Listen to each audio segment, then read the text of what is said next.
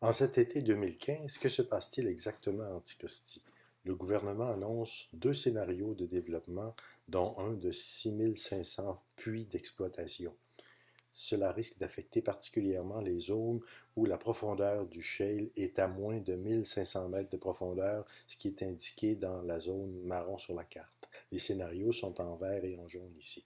Regardons plus particulièrement la partie nord d'Anticosti, là où les plateformes de forage vont avoir des impacts prévisibles non négligeables sur la nappe phréatique, parce qu'à cet endroit, on a une profondeur relativement faible.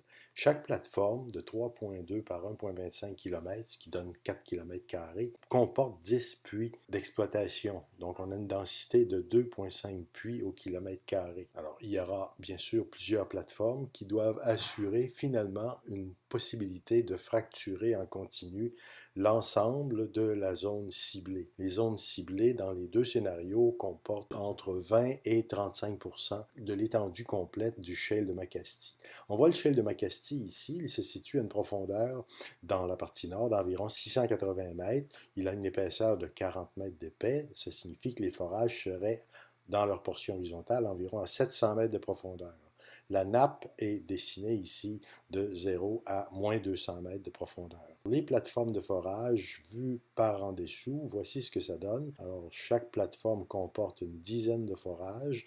Les zones en orangé et marron sont les zones où le roc est fracturé. Ces fractures s'étendent normalement dans un diamètre de 250 mètres, 125 mètres à partir des portions horizontales du forage. Certaines fractures, par contre, et on le verra un peu plus tard, peuvent s'étendre beaucoup plus loin, dans certains cas jusqu'à 550 mètres. Alors, dans ces cas-là, la fracturation pénétrera dans la nappe de près d'une cinquantaine de mètres. Donc, certaines fractures auront des extensions beaucoup plus considérables que celles qui sont normalement prévues, lesquelles s'étendent bien au-delà du 125 mètres initialement planifié. Lorsqu'on a cette pénétration, la zone de 200 mètres qui est l'aquifère, on aura directement les fluides de fracturation qui vont se mélanger à l'eau souterraine. C'est un cas assez unique qui n'a pas de contrepartie nulle part en Amérique du Nord. Voici une compilation de l'extension des fractures dans plusieurs milliers de forages dans le shale de Marcellus. La nappe, à cet endroit-là, est située environ à 240 mètres de profondeur. Les forages eux-mêmes sont beaucoup plus profonds.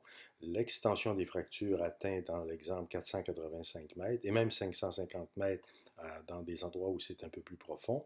Ça laisse une marge entre le haut de la fracturation et le bas des aquifères d'un peu plus de 1100 mètres. Une compilation du même type, faite dans le shale de Barnett, montre là aussi l'extension de fractures atteignant et dépassant même 550 mètres. Quelques endroits, on a eu effectivement près de 600 mètres comme extension maximale des fractures. La limite inférieure des aquifères est un peu plus profonde. Dans cette région des États-Unis, on a indiqué ici 365 mètres. Malgré tout, la marge entre le haut de la fracturation, la marge de sécurité, cet espace où la fracturation ne pénètre pas, avant d'arriver au bas des aquifères, montre plus de 1500 mètres de distance.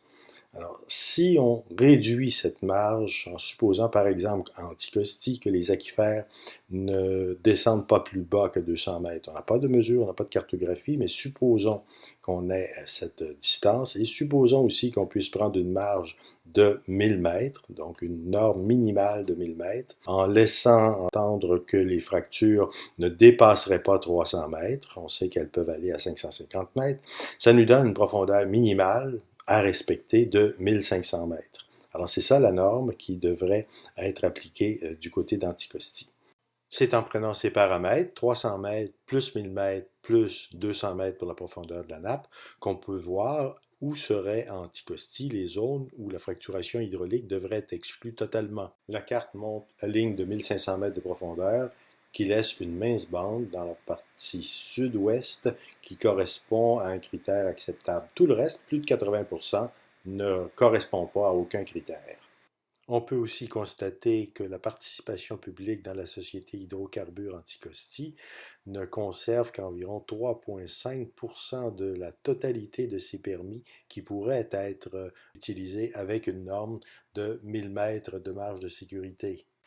Qu'est-ce que ça donnerait Anticosti ou qu'est-ce que ça donnera si on a ce type d'extension qu'on a vu dans les deux diagrammes précédents?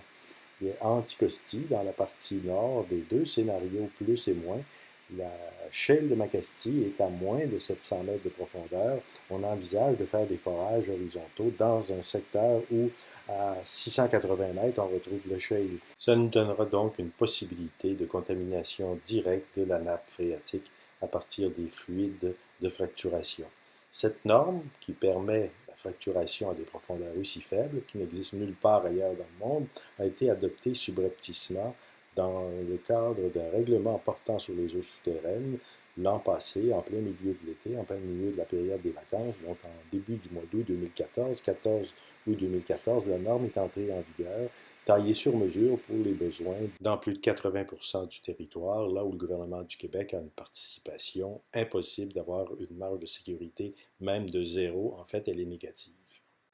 En plus des risques liés aux opérations de fracturation et d'exploitation du pétrole, il faut savoir que ces puits vont se détériorer dans le temps. Les coulis de ciment ne durent pas éternellement. La dégradation de ces coulis va permettre des chemins, des voies de circulation pour le pétrole, il en reste plus de 98%, et pour le méthane qui reste en place, il en reste plus de 80%.